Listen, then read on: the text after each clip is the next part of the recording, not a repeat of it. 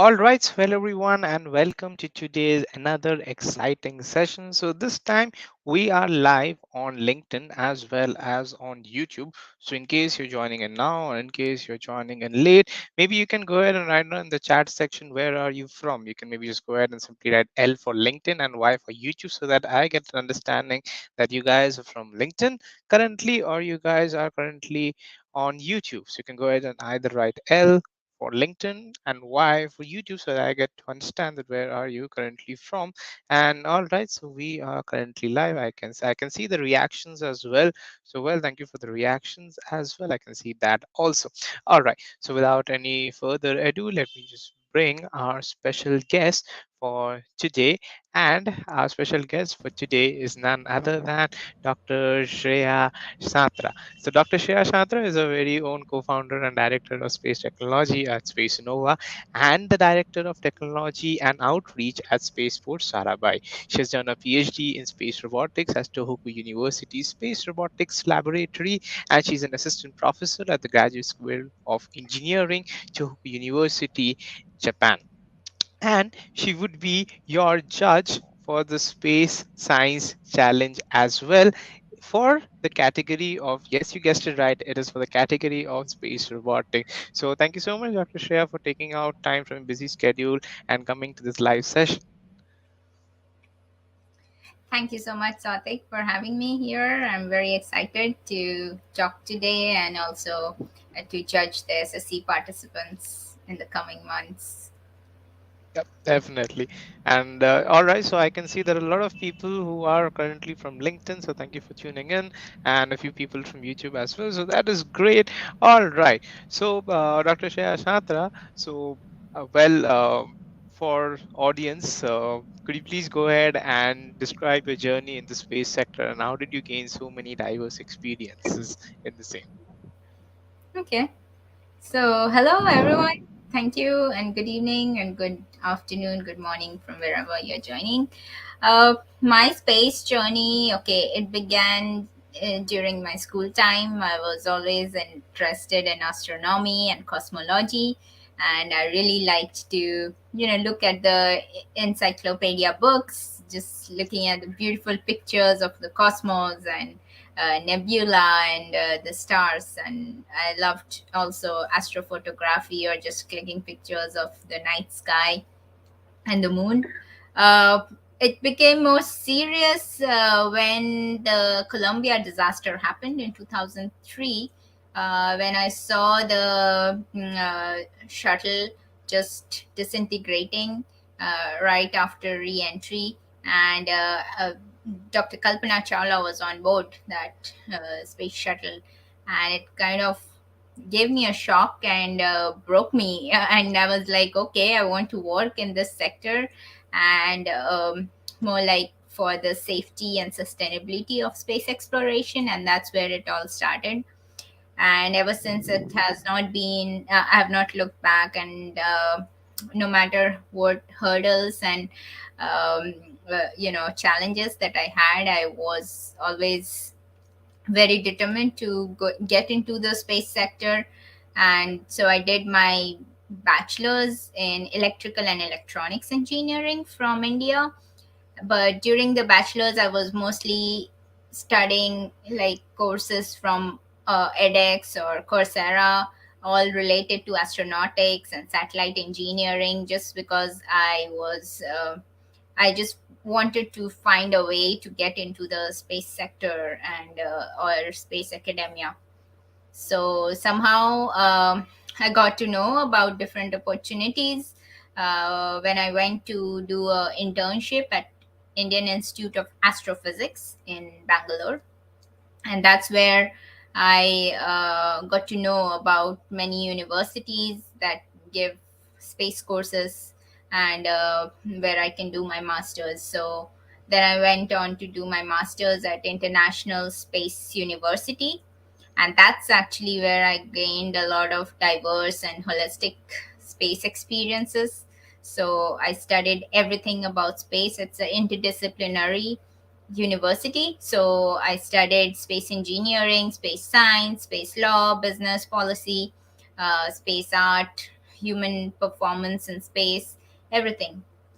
So that was a turning point where I understood, okay, I this is very interesting, the space sector, and there are people who are as passionate about this as me.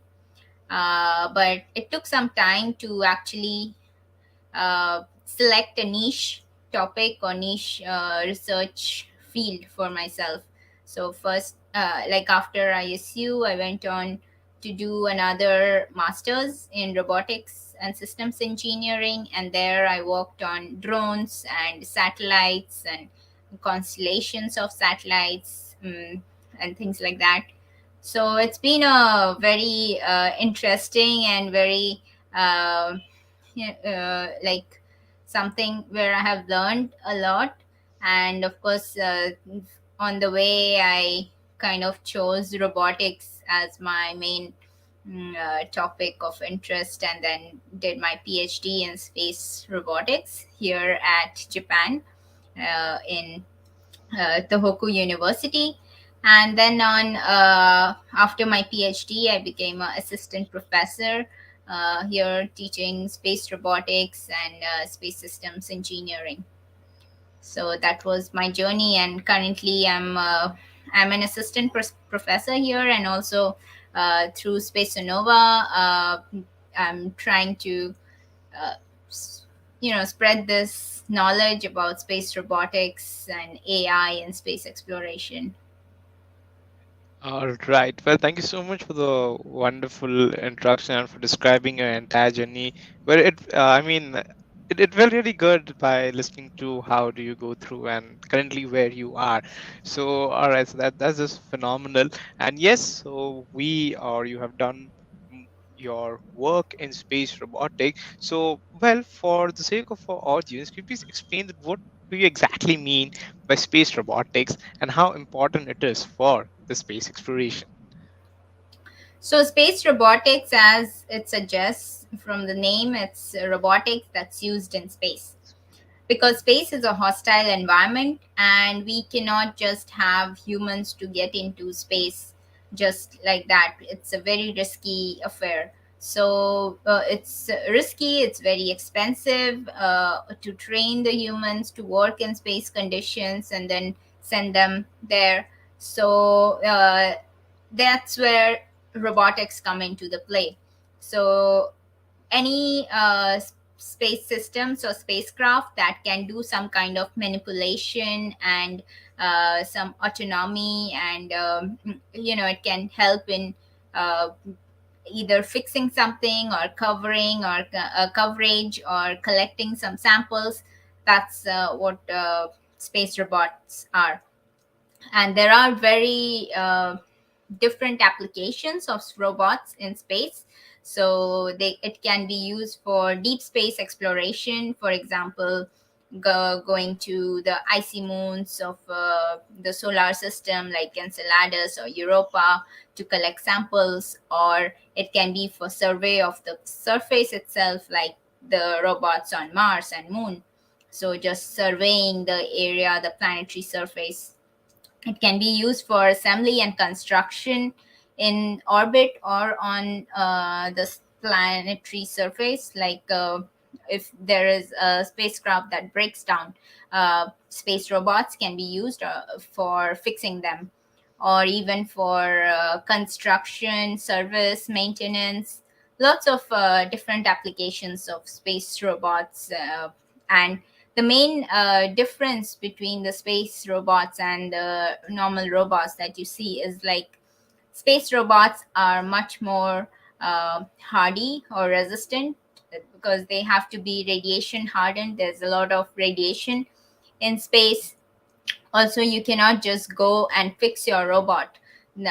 So you need to have these kind of capabilities, like redundancy of or self-repairing capabilities of the robot, so that even if something goes wrong, the mission does not fail. So you need to have enough of that kind of backup. So yeah, that's what space robots are. And what was the other question that And continued? how yeah, and how important is it for space exploration? yeah, as I mentioned, it's very important, especially because uh, uh, it reduces the cost, it's less risky, and yeah, it's just a precursor to humans in space exploration. All right. So thank you so much for answering that question. Well, you mentioned a few things about space exploration in some icy moons. So we'll loop back to that again. And well, thank you so much, Rajat and Dhruv Kumar, for your questions. We'll pick up those questions a little while later, but we'll pick up those questions as well. So thank you so much for your questions. All right. So all right, so we've understood what exactly do you mean by space robotics and how important is it for space exploration. What are the some of the things which can be achieved through space robotics? You have mentioned that what are things which can be achieved with space robotics, but there must be some challenges, there must be some problems which we face as well. So could you please go ahead and elaborate on what are the some challenges which we face in space robotics research? Oh, the challenges that we face in space robotics research is mostly related to the efficiency and capability of the robots that you are sending to the space. So, for example, if your mission is related to exploration of a planetary surface, you want to set up the objective in a way that sorry, requirements of the mission in a way that you have enough coverage, and also your robot should be able to do most of the task autonomously, and so like you don't have to do send commands all the time from the ground station, and also it shouldn't break down. There's another challenge of launching anything to space is the mass restrictions. You cannot launch a very heavy or extremely big stuff to space because the more heavier it is, the more expensive is the launch cost. So all these are different challenges that you need to look into, like how to protect your robot from the harsh environment like the radiation, debris, meteorites on the surface of moon or Mars, or any unknown environment, because we have not explored it before sending that robot. So how to protect your systems, then how does the robot uh, move around in different terrains. So it can be a hard terrain like on Mars, or it can be icy terrain, or water, like maybe there's some ocean world, and then you want your robot to actually move in that area, in that terrain, and then just send you information. So that's a challenge, how you design your robot, and of course how you make it more efficient in terms of mass and power budget, and at the same time you can also uh, fulfill all your requirements and objectives. Uh, Again, there's a lot of challenges in terms of autonomous capabilities. What is the level of autonomy that you want to give your robot? Should it be completely autonomous, or should it have some kinds of remote commands coming from the control stations? Uh, yeah, these are the different kind of challenges. It comes in terms of design, in terms of programming, in terms of the architecture of the robots. Like, do you need swarm robots or a team of robots, or do you need just one robot to work on? Or can you make your robot modular, uh, or just one single robot can do all the work? So these are different kind of things that goes into designing a robotic mission. All right. So, well, thank you so much for answering that question. And you mentioned in your answer that we need to make sure that it is able to sustain on an unknown environment, dodge from meteorites, radiations, and stuff like that. So, how do you test these robots before you send them to space? Okay, that's a very good question. So there are many different ways in which the robots can be tested before they are actually sent to space, and it's a very long process. It takes many years actually.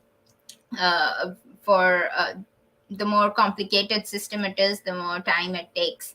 So one of the main testing is of course the mobility. So if you want to send it to moon or Mars, then you test your robotic systems in different analog sites. So for example, NASA JPL, they have a analog site, or the Mars yard that they say, which is very similar to the terrain of Mars. Mhm. Then they also test it in different desert fields where the soil texture or the soil composition or the density is very different. So that way they can test if it's a wheel robot, how is the interaction of the wheel with the soil, or if it's a limbed robot, how is the robot moving or climbing up a hill or a cliff or a rock. So it's like that. That's the mobility test. Then there is of course the radiation hardening test, where they uh, take it to a high level radiation area, and then test if the systems are working, even at that kind of radiation dose, because electronics tend to get damaged by radiation. And there's vacuum testing. There is also thermal and vacuum testing, TVAC, so which is like testing for the extreme temperatures and vacuum conditions in space. uh, Other ways of testing are, of course, the orbital robots, which are tested for microgravity conditions. So there are certain test beds or artificial microgravity conditions that are created, and then these robots are tested in these low gravity environments. If they are properly moving in those kind of environments and actually able to uh, capture something or fix another satellite or something. So these artificial microgravity environments are mostly these parabolic flights, or just All sending right. to suborbital flights and things like that. So that's how they test it. All right. Well, okay, that's fantastic. How they test the robots to make sure that's actually, all clear to be sent into space. So thank you so much for answering that question. Yes, I think Prashant. So these are all the artificial environments that has been created. Even temperature was also. I think the temperature is also regulated in these environments, right? Yeah. So Yeah, even the the thermal temperature is vacuum also. test is done. It's a system level test where they test it in specific th- uh, thermal environments, uh, which might happen on Mars or Moon. All right. So yeah. So I hope you got your answer, Prashant. All right. So okay. So we will now. You have a lot of things about how robot is being created, tested, and then sent into space. All right. So we have seen instances where these robots or any robots are able to fix things in space, but are they also capable of creating things too? Hmm. Okay. So, do you mean like construction robots, or that kind of robots that can build something? Yeah, I mean, or maybe let's say that it's on, let's say it's on the moon. All right. So for moon, you might be creating some environments as also, right? So maybe we want to create a separate environment, which, or maybe they can go ahead and create it autonomously as well. So yeah, more or less the construction type, you can say so. Yeah, yeah. So definitely, like now that the Artemis mission by NASA is planned, their initial missions are actually robotic missions where the robots would go there and do the some kind of construction of the habitats before the astronauts can land on the surface of the moon. So the astronauts would be in the orbit in the initial Artemis mission, and then they will like control the robots to build these kind of habitats. And yes, like of course the robots are used for 3D printing using the lunar regolith. It's called uh, in situ resource utilization. So there is in situ, there is like on the site, there is this regolith that can be used to and can be mixed up with other adhesives or other chemicals to actually construct a habitat for the astronauts before they actually live start to live there. Of course, there other construction based robots are also uh, there can be robots that are building another robots, so that kind of construction can happen as well. um, yeah, I All think right. that's how they create. Okay, so that is fantastic.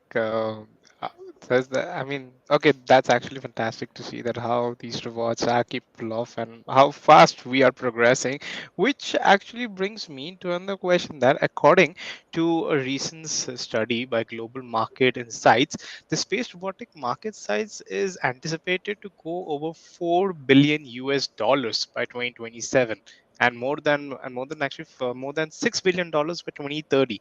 So how do we prepare ourselves for this tremendous increase in the market size? Hmm. That's a very good question. So, of course, the space robotics industry is growing and growing, and there's a lot of companies that are coming into focus as well, other than the space agencies. So, there are companies like iSpace and Maxar and Motive Space Systems, and so many of them. So, I have a screen if you can share it. All right, so let me just quickly bring out the screen. I think we have, okay, I think this is the screen. Yep, there's Yeah. Space Robotics Company, right? So, yes, like what you have to do is upskill yourself and uh, get into this robotic sector and learn everything that's required by this sector, because this is a growing sector and you want to be part of this. So definitely, like, you need to learn different skills like logical thinking and systems thinking, or how to take a decision, or just judgment making, because you want your robots to be autonomous and to take their own decisions. So first you have to upskill yourself with that kind of skills. Systems designing is very important. You even if like you are an expert in one of the systems, you should still be uh, still have the knowledge of other systems, because that's where you have to interface with other systems. So all the system subsystems should work together. And of course a little bit of programming, like Python, C++, MATLAB, and robotic operating system that's used in almost all the robots nowadays. So it's a must have skill, that's if you want to get into this sector. uh, yeah, and of course, as I mentioned, all the space agencies are working on robotics, like European Space Agency, NASA, and TLR. Also, the Japanese Space Agency. These are very good in space robotics for exploration. But also, there are so many companies that have come up, like HEO Robotics from Australia, or iSpace, and Git I, Astroscale, um, Maxar Technologies, Honeywell, and all of these very good companies are there that are working with the space agencies to build different kind of robotic systems for lunar and Martian exploration. Uh, Another thing is, like, of course, you need a higher degree, maybe a master's and a PhD, to get into this field, because it's a very niche field. Space robotics, not everyone talks about it. So even if you go to the IEEE conferences, or if you see the journals and all, there's not many people who are actually like presenting or talking about space robotics, because it's a very niche field and very competitive as well. And there are very specific research groups that are working on space robotics. So if you go to this QR code or the link that you can see, it's a list of universities that have robotics in their curriculum, or extreme environment robotics. So if you are interested to apply for a master's or a PhD in these universities, you can check these out. So yeah, these are some of the best universities with robotics. And of course, if once you know robotics, you can easily apply it for your any of the applications like in space.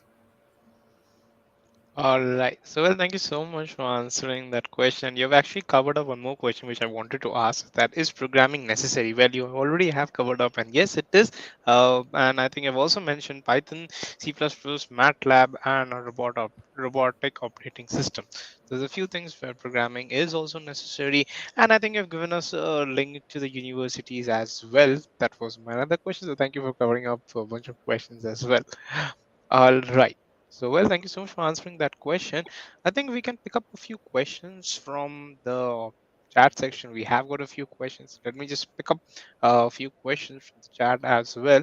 All right. So, Rajat is asking that, well, what challenges did you face in your career being from India, and how has national security concern being challenging for your journey?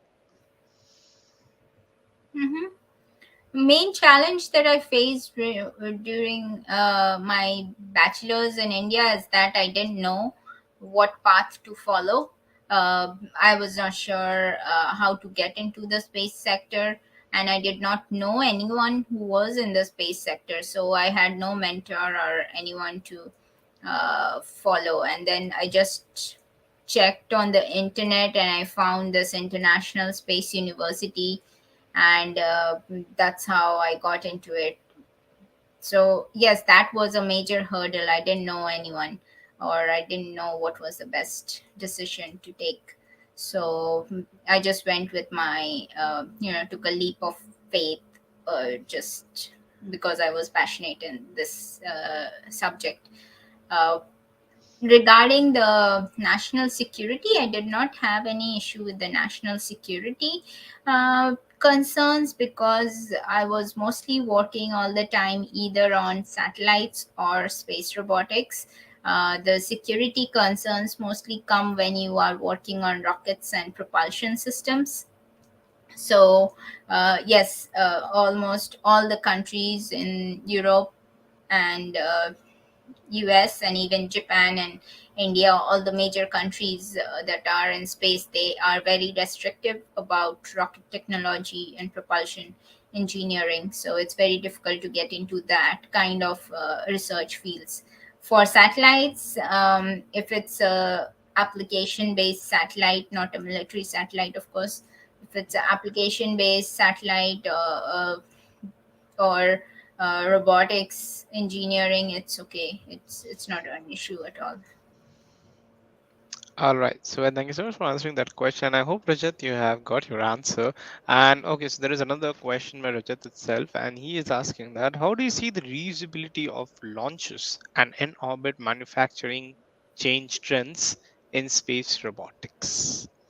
I think yeah, launcher reusability is a big breakthrough for space exploration, because mainly it gives more access to space at a lower price, lower cost, because you can use these launchers multiple times. And even in these launchers, there is robotic technology, like they use robotic technology for automatic landing and uh, all that stuff. So I think these kind of technology will also be used on the moon and Mars when we have launch pads over there. So they will be also reusable launchers, and I think that kind of makes things more not easier to get access to space, but of course the technology is very complicated. And also, regarding the in orbit servicing or in orbit manufacturing, yes, it's still a field for research. It's in research phase currently, but I think that would be a very good uh, breakthrough again, or a disruptive technology, because you don't uh, want to send everything from Earth when there are humans on Mars or Moon. So you don't want to send like bricks and or sand and everything from here so that they can manufacture or construct stuff on the moon. So it has to be in orbit or in situ. I think that's important. In orbit manufacturing also includes a lot of 3D printing of, say, for example, if there are satellites and some of the subsystems just breaks down, and then you have to uh, kind of manufacture in orbit that that subsystem or that module.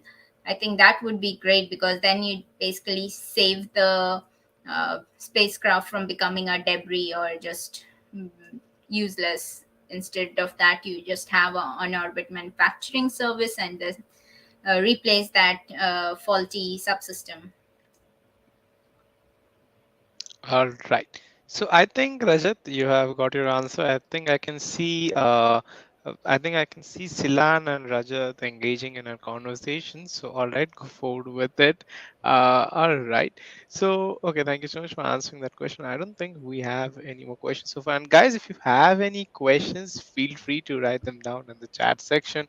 We'll pick up all the questions. No need to worry. And yeah, I missed one question. Don't worry, I'll come back to this question near the end of the session. So don't worry, Dhruv. I'll come back to your question again. Um, all right. So I think, yeah, we'll take up all these. Okay, we'll take up the rest of the questions a little while later. So, firstly, let me get into your main research field, that is swarm intelligence. So, how exactly is swarm intelligence used in planetary mapping and exploration? I think that is the major application of swarm intelligence, right? Yeah. So, swarm intelligence is used in many different aspects, in many different fields. Currently, swarm robotics are being researched for planetary uh, exploration, for mostly coverage and mapping.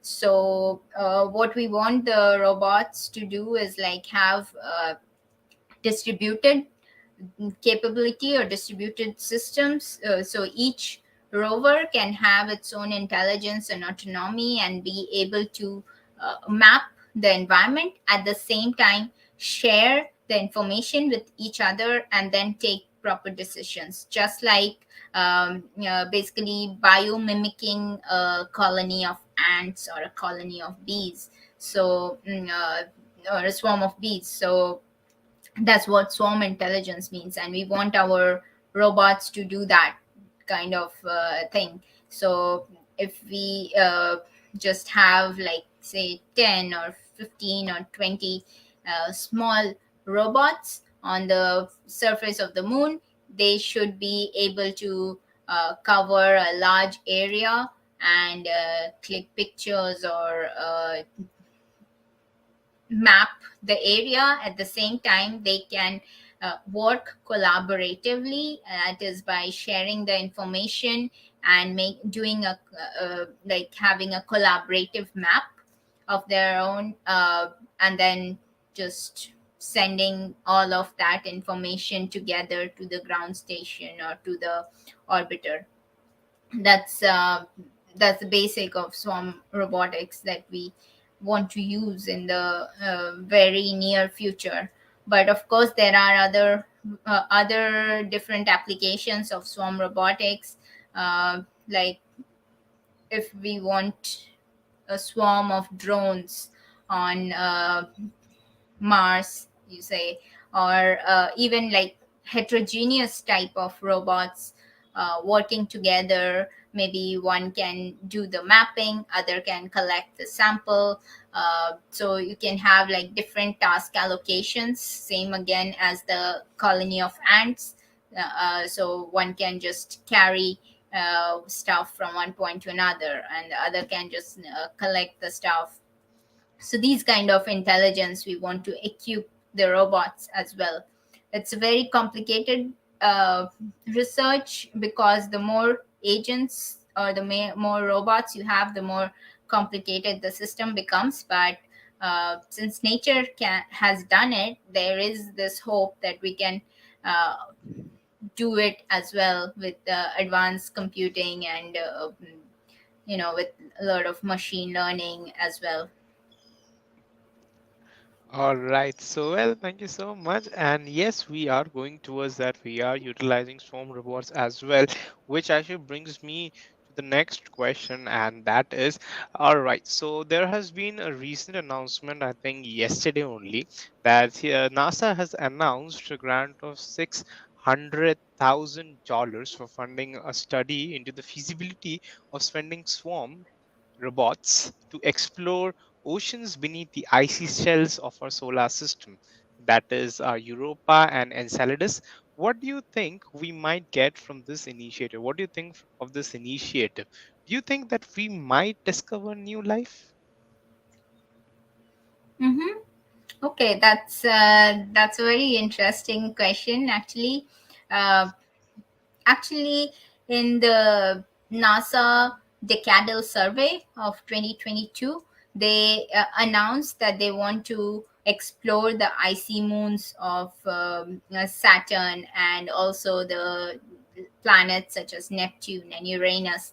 So it's very intriguing. These environments are like icy bodies, but also at the same time, from past missions like the Cassini mission, it was found that the Europa and Enceladus are actually they have ocean or sea under the icy um, cover or icy surface. So there, and the Cassini mission actually did many flybys on Enceladus and collected the samples.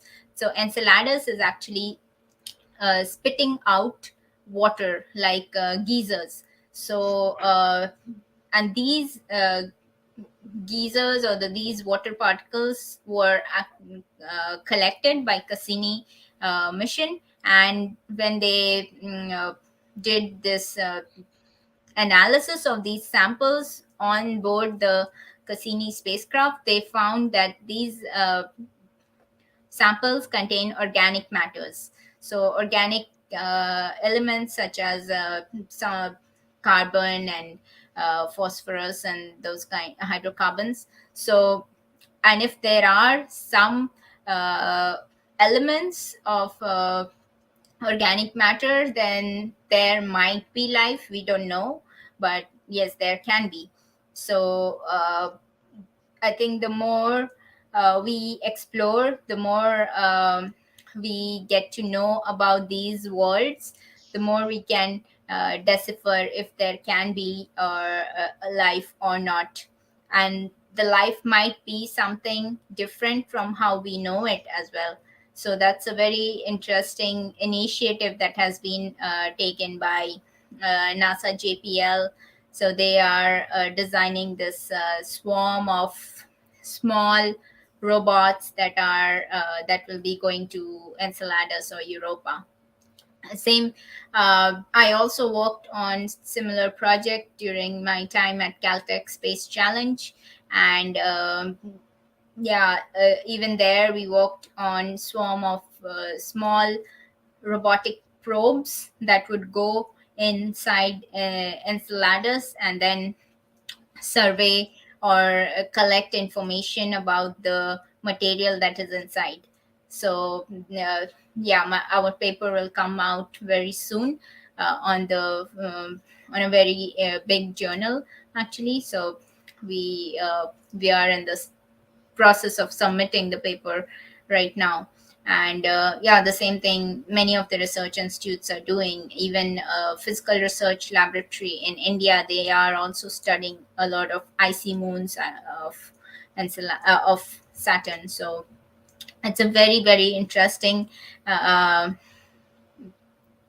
like planetary or celestial body to study, and robots are the only way how you can explore these bodies. So yeah, I think I'm very excited about this initiative. All right. Yes, we can see the excitement, and we're looking forward to your research paper being published, so that we can also go through them and see how it is. But I think when I was reading through them, I think I got an idea about how these robots would be. I think they would be shaped of kind of like a triangle, which would go ahead. Yep. I think that is what would be the preliminary shape. I'm not really sure that what would be the finalized one. So let's see what would be the final shape of those swarm robots. All right. So I think okay. So Sipra, we'll come back to your question. No need to worry about that. Okay. So all right, we'll come back to these questions in a while. All right. Perfect. So okay. So we have covered up swarm intelligence. We have covered up what are the base space robotics. So can you please can you please tell us that how can anyone get started in space robotics, or how can anyone step into space robotics? Okay. Yeah, so as I already mentioned, look into those universities or apply to the companies that I showed before. Can you also again share the screen? Yep, Yeah. there you go. So take a screenshot of this and go to this QR code and yeah, try applying to these universities. Uh, Again, there are many ways by which you can get involved with space robotics in voluntary basis as well, like these organizations that you can get into. Of course, Spaceonova, we run a space robotics training programs. So it's one of the first ones in India where we basically give you courses that are specially curated by by people who are in this industry and academia. There are all these organizations that do a bit of space robotics, or at least gives you a platform where you can pursue some research or write research papers. So you can join these organizations, of course. And yeah, we have this research internship and training program coming up by Spaceonova. So if you are interested, it's starting on the 19th of July. Go ahead and fill up the form, and we will. It's a selection based internship. So yeah, we'll go through the profiles, and then we will select who, and then yeah, we'll give you access to our training program as well. These are some ways where you can get into space robotics. Of course, the major thing is you have to be passionate about technology, about all the advances happening in this sector. um, you cannot be scared of like what will AI do if AI gets all the power. No, you have to have the power. so, so you have to have the power of like controlling your AI or your robot, or whether it's on space or in Earth. So exactly, that's how you can get into robotics. And maybe I can even answer Shipra's question, that is, there was not much exposure in space robotics during ISU, because ISU is a very interdisciplinary and not just technical. They taught us everything about space. So there were some lectures on robotics, there were some lectures on satellites and rockets and everything. So there was not much exposure, but I went on to do another masters in Russia, where I was very much interested in space robotics. All right, so I hope that you have or you have got your answer, Sifra. All right, so well, there was okay. So there was another question by Rajat, but I'll take up now. And Rajat is asking that how does microgravity affect robotic design versus on planet, moon, or asteroids? Yeah, that's a very good question. So, yes, microgravity is a major factor of how you should design your robots. Your robot, say, for example, I'll take each of the examples that you have given. On the moon, yes, gravity is low, but still, your robot can traverse on the surface, right? So, you can have a wheeled robot or a walking or a limbed robot on the surface as well, or exploring the different craters or the caves on the moon. Um, in case of low gravity bodies like asteroid and like asteroids, you cannot move on the surface. So you need to have different kind of locomotion like hopping mechanism or a jumping mechanism where you change the inertia, you change the center of mass of the body so that it kind of jumps from one point to another. And if you see some videos of this robot called Minerva or the robot mascot, these robots landed on the surface of asteroid Ryugu. It was part of the Hayabusa 2 mission. So these robots were actually jumping kind of robots. You can also check the MMX mission, which is by the Japanese JAXA agency. So they are building a hybrid robot that can tumble, that is like it can tumble as well as it has wheels and it can move on the wheels depending on the gravity conditions of these Martian moons like Phobos and Deimos. So microgravity is a major factor of how you design your robot. All right. So, well, thank you so much for answering that question, and I hope that you have got your answer. Thank you for asking that question, by the way. So, I hope that you have got your answer. I'll I also think, take up Saurav's. yeah, Uh, I was yeah, about to go through that. that's Okay, a so good. basically, Saurav is asking that what is the biggest challenge which you face when you're training the robot for the act of making new mapping, because that's a new terrain altogether. Exactly. So one of the major hurdles that you face while mapping your planetary surfaces is that they are featureless. Whether it's moon, Mars, or asteroid, whatever, they are of the same color. Even the rocks are of the same color. Or so it's very difficult to actually map if there are less features. So then you do different kind of computer vision, so you can basically teach the robot to understand the size of the different rocks and the size of the different pebbles, stones, etc. So based on that, the robots can do image segmentation and instance segmentation, and it can be on real time or it can be offline. But yes, the robot needs to know which rock or which stone is near it, or if which crater it is on. So these kind of things that can be taught to the robot. Again, there is also feature matching. If there are multiple robots on the surface, they can share their images, and then they can do feature matching and try to understand if they are on the same place or at some different place. So basically localization, and the main application of mapping is localization, so that the rover can know, or the robot knows where it is, because there are no positioning services in Mars or moon.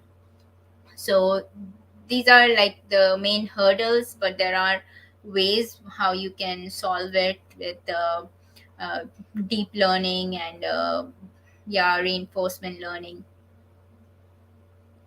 All right. So, well, thank you for answering that question, and I hope that you have got your answer. So, that is an interesting question. All right. So, we've almost come to the end of this session. So, we will like to ask a few generalized questions, and that would be, so what is your basic advice for the participants of the Space Science Challenge 2022? Hmm. Okay, so I would say be very passionate about the problem you are taking up to solve. There are many different challenges to solve in this sector because it's, as I mentioned, it's still a niche research area. So do not like take up multiple problems and try to solve everything. Maybe take up one problem and be very confident about that problem and be very confident about the solution you're proposing, so that we can uh, see how you understand the problem and how your solution is actually applicable to that.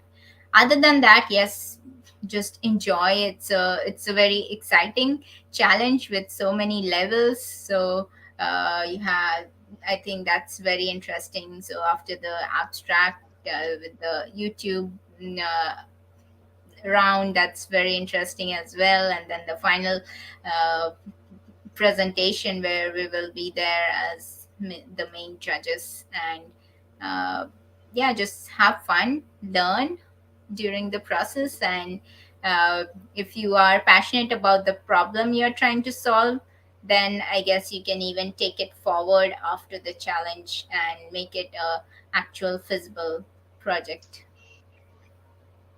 All right. So I guess that you all would keep this in mind while taking up your question and moving forward in the Space Science Challenge 2022. All right. So, and one more thing which I like to ask is that any book or movie which inspires you to pursue the most or which inspires you the most to pursue your dreams? Okay. uh, so book, I read a lot of books. Mostly every month or two, I start reading a new book. So, yes, I read many books, and mostly the space books are very interesting for me. Uh, I recently read The Diary of an Apprentice Astronaut by astronaut Samantha Cristoforati. It was very interesting, and currently I'm reading this book called Our Space Environment. So, opportunities, stakes, and dangers. It's also a very interesting book, and it was given to me uh, by astronaut Claude Nicollier by himself. So it's his book, and Yeah. he actually wrote to me a note and signed it. So that's a very interesting book as well.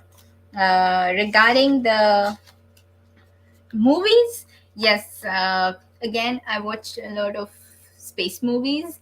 So one movie that most inspired me the most was October Sky. It's about a bunch of kids in the US trying to launch their first sounding rocket. So that was my very interesting movie. Of course, again, the Hidden Figures. I watched the Hidden Figures, and I was very, very inspired by these early women scientists during the Apollo era, and how they were discriminated, but still they overcome all the challenges and took over and contributed towards the moon missions or Apollo missions. Those are That was a very inspiring movie. Another book also was The Wings of Fire by Dr. APJ Abdul Kalam. It was not a space book, but yes, it was a very inspiring book for me to make be more confident about my dreams and not to give up no matter what it is. All right. So, well, I guess that we have some books which we can add to our carts. at the end of this session, and a few movie recommendations as well.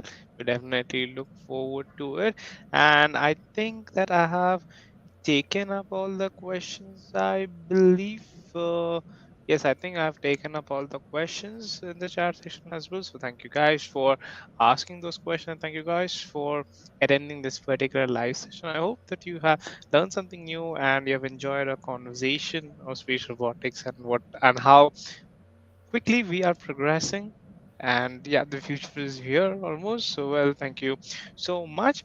There is another session on the 9th of July, and that is for the rocketry kids. So rocketry kids, your days are finally here, and we will be proceeding forward with the live sessions of the rocketry judges. So don't forget to attend that particular session as well. And I guess till then, that would be it. All right, guys. So take care, everyone. Have a great day ahead or a night ahead, whichever time zone you are from. And I hope that you are enjoying this week and you're enjoying all these sessions which we are bringing to you guys, and you're enjoying all of them. So I think, yeah, that would be it from our end. And all right, then. See ya then. Ta-da. Take care, everyone. Thank you. Bye bye. Bye bye.